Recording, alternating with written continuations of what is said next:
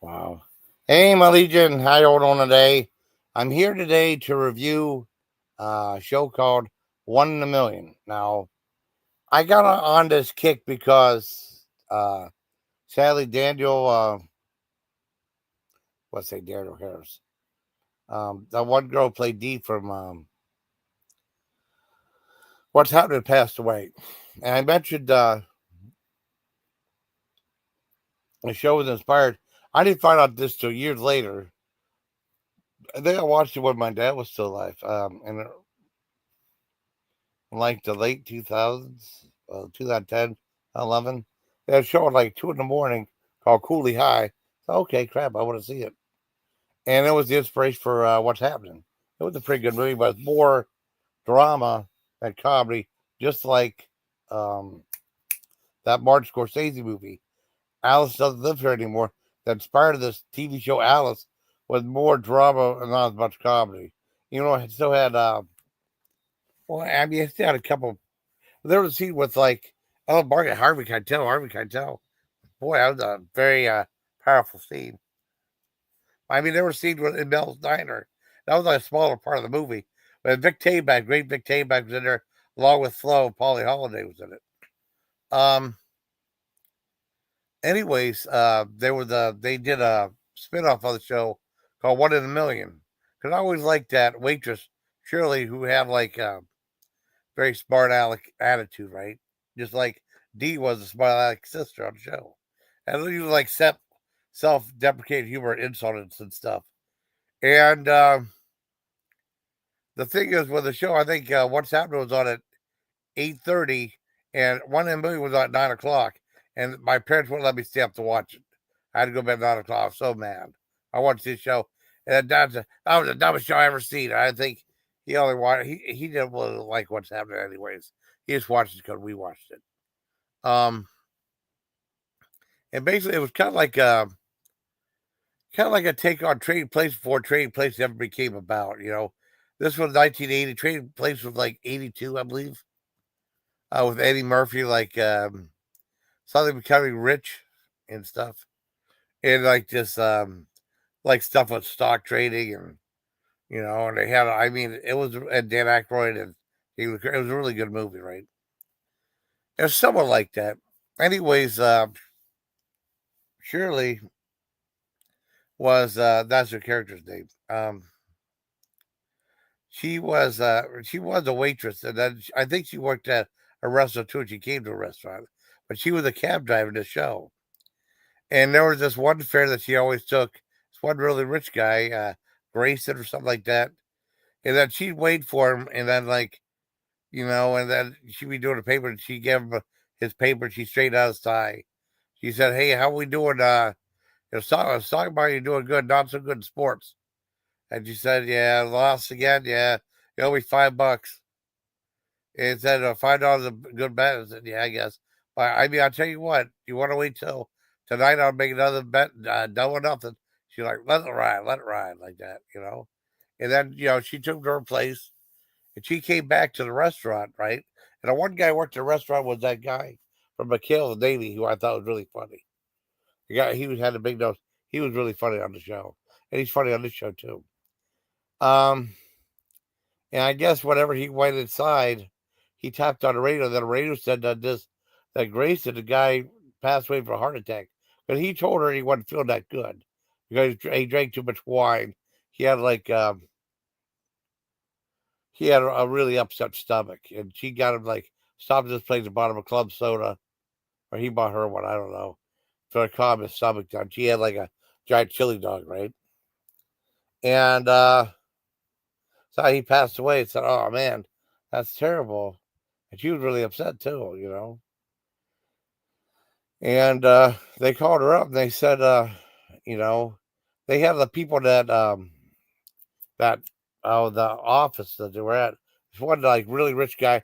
There was a lot of really familiar faces in the show. Said, yeah, all this is going to be mine soon. As soon as we get the stuff taken away, the stuff taken care of with that cab driver. It's that cab driver. It's like very they look down upon, like I was looked down upon on Dana's panel last night. She was definitely looked down upon. and belittled and stuff. And I mean, it wasn't like, I don't think they played upon race or anything like that. But there was a few jokes they probably couldn't get away with today. And I'll tell you one that happened a little later on in the review. Anyway, they'll say this is all gonna be mine, it's all gonna be mine. And said, well, do you think she's gonna buy it or do it? And she said, yeah, he left her $200 million in shares in the company. She'd be the highest shareholder. And he said, like, well, what are you gonna do? He said, I'm gonna give this check for $200 million. He said, you gonna buy her out? Yep, and I'm gonna be the head of the company, you know. And anyways, they called her up on the phone, and she thought they were just gonna pay her the $10 that he owed her, right, for the bet. He said, "Yeah, you need to come down to the office." And she must have been she must know some people there, so she's familiar with some of the people who work there. Anyways, the one secretary called. She said, "We need to come down." She said, I really feel kind of. Oh, I know what all this is about. She thought about $10, not 200 million. And she was like, what was she? Oh, she was like, yeah, I feel kind of bad taking that money from him after he passed away and stuff. She thought it was just the $10. And he said, please come down. It's really important to come down. And she did, right? And she did. And then like later on that night, the day, she said, like, we want to offer you this check. And she thought it was just the $10, right? This is the part that got a little, that probably they wouldn't get away with today, but it was really funny. She got the check. It's like, wait, does it sound $200 million? Yeah. And she started doing like Indian chant and a dance and stuff. That was really funny. You couldn't get away with that today. Just like I remember the Dean Martin roast, the stuff that Don Rickles used to do. You can't get away with that stuff now. But it's really funny. Anyways, said, oh man, I can't believe that. Then she asked one of the guys, hey, I need your help. Hold me. And she fainted, right? And then she went back to her parents' place. And one thing is that the guy who played her dad was the one who played the original George Jefferson on a Family, because people think Sherman Hemsley was the original George Jefferson. He was not. I don't know if I had that up. What was the guy's name? Mel Stewart. That was the original George Jefferson before Sherman Hemsley took over. And that was on what was it at? Yeah, he was on what was it? On the Family from 71 to 73. He was on 8 episodes, but that was the original George Jefferson, Henry Jefferson, Mr. Jefferson before Sherman Hemsley took over. And I played her dad, and she said, like, she came back with a bunch of gifts. And she gave her mother, like, this giant pearl necklace. And she gave her dad, like, this gold plated watch. Well, a gold watch, I assume. And then he went and he closed the door and said, are you being followed? Are you being followed? No, Dad, nothing like that. Something happened. That one guy that was my fare passed away, and I was left this. And she showed him the check for $200 million. Oh my God, you have all the money in the world. What are you gonna do with it? Well, I don't know. I might not keep it. They gave me $1,000 in petty cash to take with me, and they gave me gave me 20 overnight, 24 hours to make my decision. And I'm going back to their to the board meeting the next day. Anyways, they said, well, all right, we're here. Then she sat down and said, okay, what's being about? Well, first of all, we got to check about the $200 million. If you're going to take the check or not. I said, well, wait a minute. Let's see what the agenda is in the meeting.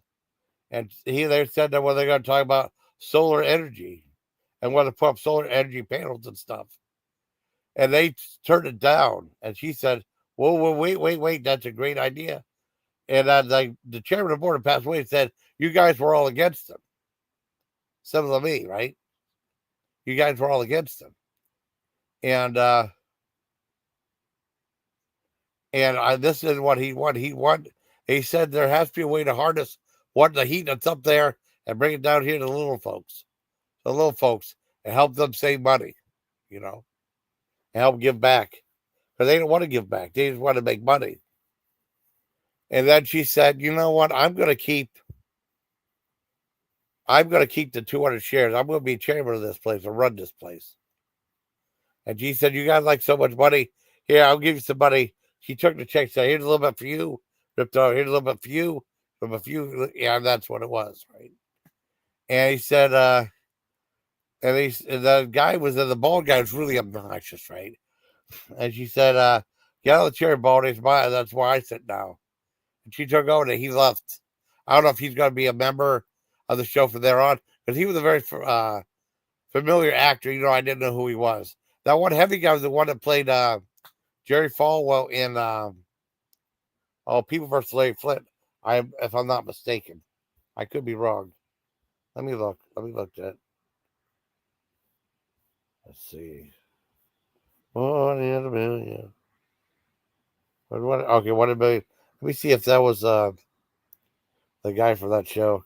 They had a lot of familiar faces on the show, though. That guy I like from the Callan Day was Carl Ballantyne, like Max Kellerman. Keen Curtis, yeah, it's him. So one guy that played Ann Wilden.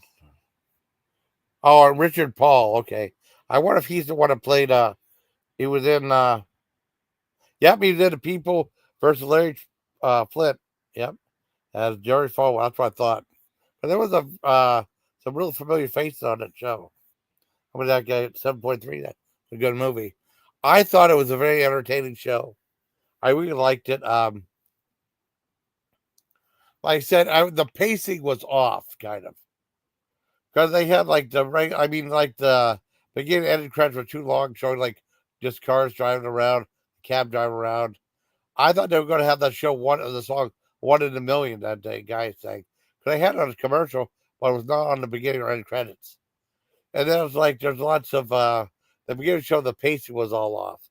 Like he would read the newspaper, the guy walked out. There was like about a minute of dead air. Where it's supposed to be like constant, not not like My Girl Friday, when it's like rapid fire, but or like filled up with more dialogue and stuff. And also, I found out that whenever that show completely went into syndication for Mama's Family, I talked about another video. They said, upcoming video later on tonight.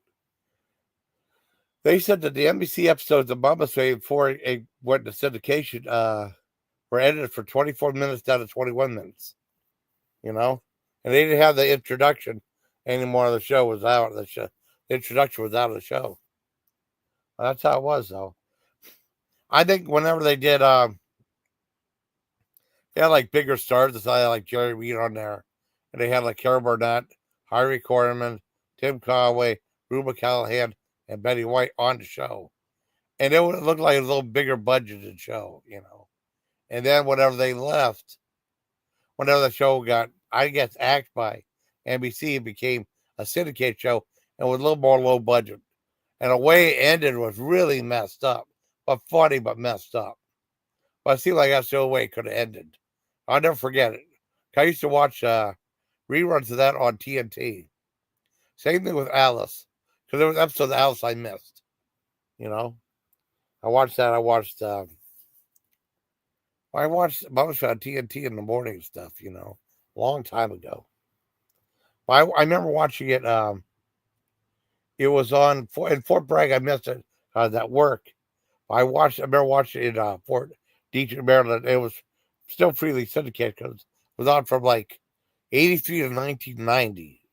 And 130 episodes. So it was a popular show. Anyway, I think 1 in a Million was really good. I give it well, it was a little clanky. I give it like a 8 out of 10. And that was like a lost show that most people don't remember about. Shows like with like the Ropers or Three the Crowd or the Tortellis or We Got It Made. Shows like that didn't do that well or only lasted a season. I think the Ropers last 2 seasons. Three's a Crowd might last a couple seasons. That was like the spinoff of Three's Company that did out okay. I remember watching the show, you know. So I think the show's all right. I don't mind it at all. I hope you liked the review, everybody. Until next time, please take care of Legion. Always having new original content, not just live streams. All new content. All right. Take care. Take care of Legion. The real, true Legion. Not that phony, not that phony fake Legion. Done by someone with no originality in his mind or his heart. All right. Good night, everybody. Good night, everybody. Good night. Let's do 15. Oh, let's do 16. How about that? All right. And people are like mocking every little thing I do. So pathetic. I don't even care about them anymore. 66. Here we go. So until next time, everybody, please take care of Legion. Good night, everybody. Good night.